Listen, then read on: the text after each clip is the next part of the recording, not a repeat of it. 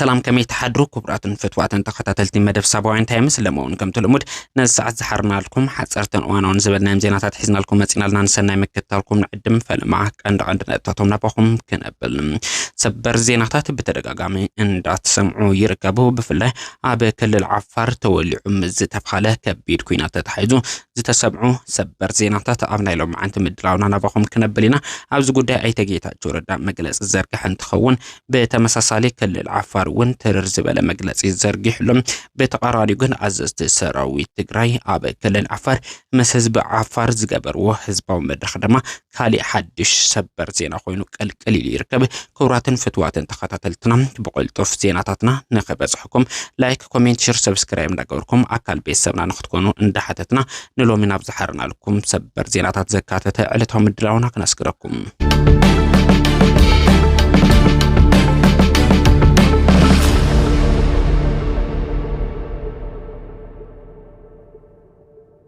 منغستي كل العفار بعطقات حوحات متقعتي تفنين كبل كليصو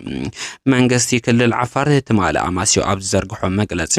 عطقات حوحات شدشت منقدتات بحيلي تقوصاصيروم اب لعل السلاموين بمورتارن بزو 23 متقعتي يفنولو كبل ازرارا بستبخاله مقلص يزرغحلوم ات مقلص يقصيلو عطقات حوحات كبل نزطقسهم حيلتات سراوي تግራይ بانفت زون كلته مقالي وردا كونسا بز تبخاله قبلي ابيلوم كمزاتو زطقس انتخون اتوم عطقات نزفنو متقعت سيعبو شماغلتات اتخبابي اتوم عطقات نابس نبر ونخملسو وراكوا انت لمنو ملاشة اي توخابو من كبل قليصلو عطقات حوحات نزفنو متقعت سيعبو دحنت زيقاتاتي وحسن مقبار حلافنتي كوسد يكبل ون منغست اتخلل افليطلو خوننبر ازي بمنغست كلل عفار خونه بوغن حيلتات حرا مريت زرقح زلو حبريتا فصيمو كاب حق زرحقه حاسوت كم زخون زتاوسو بركت زبولو اكالات سراوي تግራይ حزون اب بوتو كم زركب تقيسوم اللو يخوننبر سلام تግራይ نمزراق حدنت تግራይ نمبتان تليمام زتنقصاصو بشوم حرا مريت زفلطو حيلتات نزغبرو زلو ناي صره سلام منقصقاس ادلاي استبخاله سغمت كم زوسدون تگليصلو بترغاغامي حرا مريت بزبل استودب حيلي انصار تግራይ ناي صره سلام متقعت كفن ودحر مصناح تمالي سراوي تግራይ ادلاي استبخاله ግብረ መልሲ ሂቡሎ ناز سيعبو نبر بريزيدنت كزيو ممحدار تግራይ نمخاري قدما ميستر ጉዳይ ምብራቅ አፍሪካ ዝኾነ አይተ ጌታቸው ረዳ ኣብ ዕላው ፌስቡክ መልእኽቲ ሊእኹሎም ለበዋ ነለባማት ብዝብል ዝዘርግሑ ጽሑፍ ከም ስዕብ حدا خلتن دابلنا قال بقال نابخم كنبن ጉጅለ ድሕረት ንውዕል ፕሪቶሪያ ንመቅዳደ ኩሉ ዓይነት ምትኹታ ክፈቲኖም ፌደራል መንግስቲ ግብረ መልስ ከሃበስ ብምባሉ ሕዝን ፌደራል መንግስቲ ስሒብካ ናብ ግጭት ንምእቶም ብምዕላምዩ በአንፈት አፋር ነገር ዝጽሕተር ዘሎ እዚ ብትእዛዝ ጎይቶም ዝፍጸም ዘሎ አጀንዳ ሻዕቢያ ክብል ዝገለጸ አይተጌታቸው ረዳ ነዚ ቀንዲ ፈጸምትን ተሓተትን ደማ ፍሳሃ ማንጁስን ዮሐንስ መዲድኒዮም ክብል ገሊጽሎ ደው ከብል ወዝኽእሉውን ንሶም እዮም ክብል ከጠቅስ ተሰሚዕ لبنا دنقل قدم حزي إلوا زبخال طورا ورده مقدر قبل على حزب امسخان حزبها كتجفجف من قسقس كحداتي كبل زغلص ايتگيتاچو ردم ጉጅለ ድሕረት ንመንገድ ዓፋር ዓጺኸም ህዝብ ዓፋር ብምልዓለ ከም መደራደር ምጥቃም ዝብል ዕላማ ከም ዘለኩም ይፍለጥ እዚ ክኸውን ፈጺሞ ኣይትሕለሙ ክብል ጠቂሱሎ ሰራዊት ትግራይ ምስ ፌደራል መንግስቲ ዘጋጭወካ ዝኾነ ይኹን መንገድ የለን ንስኻውን በተመሳሳል ዘጋጭወካ ነገር የለን ክብል ዝገልጽ አይተጌታچو ردم ስለዚ መጥቀም አጀንዳ ጉጅለ ድሕረትን ሻዕቢያን ነዘይ መኳን ተቃለሱ ክብል ጠቂሱሎም ዝረብሕ አጀንዳ ዘለዎ ሰብ ኣብ መበል ሳልሳይ ዓመት ፕሪቶሪያ ሕቶና ኣበይ በጽሒሉ ይሕተት ንሳያ እተዋጽ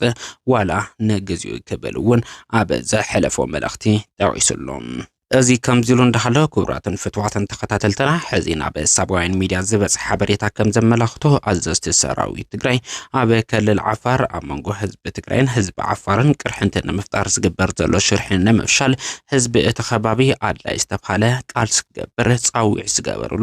ህዝባዊ መድረክ ከም ዝተኻየደ ተገሊጹሉ ምስ ሽማግለታት እቲ ከባቢ እውን ከም ዝመኸሩ ዘመላኽት ሓበሬታ በጽሑናሉ እስኪ ኣብቲ መድረክ እንታይ ተብሃለ እዛ ትስዕብ ሓበሬታ ክትከታተልዋ بواه كعدمكم ما سمعي بكساتكم تسويوه ما حدا سبت احنا كنت بنقول على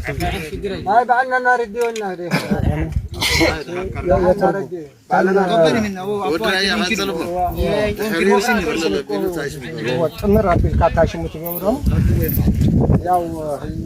አፋርን ህዝብ ትግራይን ከባሁም ጥቅሞሎ ከባናውን ጥቅሞሎ ዝናይ ፍለተና ረውሓ ድማ ናይ ፍለተና ጥቅምታት ሕዚ ዘይኮነስ ነውሕ ግዜ ዝፀንሐይ እሱ ጥራሕ ኣይኮነን ብሓደ እውን ተቃሊስና አፋርን ተጋሩን ብሓደ ኮይነና ስርዓት ደርጊ ደምስስና ናብ ልምዓት እውን ኣትናይና ነርና ስለዚህ ሕዚ ዘሎ ኩነታት ግን ንእሽተይ ካብ ዝተፈላለዩ ምኽንያት መነሻ እናገበሩ ናይ ህዝቢ ትግራይን ናይ ህዝቢ ዓፋርን ዝጠንከረ ሓድነት ንምፍራስ ወይ ድማ ኣብ ክልቴና ሽግር ንምፍጣር ኣብ መንጎና ዘለው ሰባት ግን ብደንቢና ክንርግኦም ዘለና بدنبينا كنحزم زلنا نحنا كواهم نتقمو بطعم بزح ነገር سمون كوانا تقمو طعم بزحي ካብ ዕደጋ ሓሙስ ጀምርኩም ክሳብ ዓለመት አይሁም ተቀሙ ሰሙ نحنا ውን ቡ ካባሁም እንደልዮ ካብ ዕደጋ ሓሙስ ጀምርና ክሳብ ዓለመት አዘሎ ብሙሉኢና ካባሁም እንደልዮ ነገር እንጥቀም ስለዚህ እዚ ጥራሕ ዘይኮነ ድማ ሓቢርና ተዋልድና በሓደ ዝነበርና ህዝብታት ኢና ስለዚህ ህዝብ ዓፋር ካባና ካብ ተጋሩ ግን ብሕማቅ ንርኡ ነገር እውን የብልና ስለዚህ ሕዝቡን ተኾነ ኣብዚ ኣዘለው ሰባት መልክዕዮም ክሕዙ ዘለዎ ስርዓትዮም ክሕዙ ዘለዎ ኣብዚ ካልሙዓ ይኮነን መጽኦም ዘለዎ ህውከት ክፈጥሩ ሰብ ህይወት ክጠፍእ አሞንጎ ህዝብ ትግራይና አሞንጎ ህዝብ ዓፋርን ዘሎ ሓድነት ንምፍራስ ያ ሆነ ኢሎም ማብዚ አገይሮም ዛልምዕልሁም ተዝኸውን ዝጠቅሙኩም ተዝኸውን ኮነ አፉሙን ምንም ሽግር አይኖረን ናይ ጥፍአት መልእኽቲ ካብዚ ድማ ካብ ዓፋር እናተወገሱ ኣብ ትግራይ ዝገብርዎ ዘለው ሕማቅ ተግባር እሱሁሙን አይተቀበሉ ስለዚህ ንሕና ጥራሕ አይኮናን ክንዋገኦም ዘለና እሱሁሙን ክትዋገኦም ዘለኩም ኣብዚ ዝፍጠር ችግር ንሁላትና ስለዝጎድእ እዞም ዝጎድእና አካላት ድማ ከም ዘለዎ ህዝቢ ሆይ ኢሉ ከብሎም ዘለዎ ካብ መሬት ትግራይ እናወጡ ኣብ መሬት ዓፋር ኮይኖም ሽግር ዝፈጥሩ እንትኮይኖም ግን ሓድነትና እውን ክጣናኸሪ ኢልካ ግማቱ ዝተወሰነ ሽግር ኣለዎ ማለት እዩ ስለዚህ عبيت عد لهم حيوانات مرحت لهم من اسي له كلنا خوينا تشدن ولا من معتز مصلخ سويها خلت ادتا زربح تقبلن بر زيهم دشكانا مورتار حزم هزب عفار عيال معون هزب عفارون يطقمون ስለዚህ መስፈታውም ህዝብ ትግራይ ያባእስኩም ያምዘለው نحنا ون قريب لنا ምክንያቱ ካባሁም እናተበገሱና ባና ሕማቅ ነገር ሰርሑ እንተኮይኖም መቸም ደስ አይብለና ምንታይኦም ዝሐውልና ዘለውን ምንታይኦም ትዱ ዘይብልዎም ዘለው ካብኦም እናተበገሱን አና ሕማቅ ነገር እናሰርሑ ይልና نحنا ውን قريب لنا ስለዚህ ዞም ሰባት እዚኦም ሕዝቡን መልክዕ ክሕዙ ኣለዎም ቀጻሊ ስራሕና ውን አነ ናይ ሕዚ ጥራሕ ውን አይመስለንን ኣብ ቀጻሊ መድረኽ ሰፊሕ መድረኽ ፈጢርና ካብ ትግራይ ውን ለው ዓበይቲ ዓዲ ሃይማኖት መራሕቲ ኣቦ ገረባት ኣለው ካብዚ ውን ተማሳሳላ ኣቦ ገረባት ኣለው ሃይማኖት መራሕቲ ኣለው ዓበይቲ ዓዲ ኣለው ብሓደ ተጠሚርና ድማ መሰረታዊ ዝኾነ ፍታሕ ክንዘራረብና እሱሁሙን ካብ ትግራይ ተጥቀምዎም ሙሉእ ክትጥቀሙ ንሕና ድማ ካብ ዓፋር ንጥቀሞ ነገር ክንጥቀም እዞም ሰባት እዚኦም ግን መልክዕ ሓዝና ወሉ በቃ ንሕና ጥራሕ ኣይኮናን او زل عطقنا عفارون كواغኦም ዘለዎ ዞም ሰባት እዚኦም ታይኦም ክገብሩና ካብ ትግራይ እናፈለሱ መጽኦም ንዓፋር መጽግዕ ዝገብሩ ናይ ወንጀለኛታትና ናይ ሸፋቱ ምሕብእ ከይትኾኑ ስለዚህ ዓበይቲ ዓዲ መኸሩ ሃይማኖት መራሕቲ መኸሩ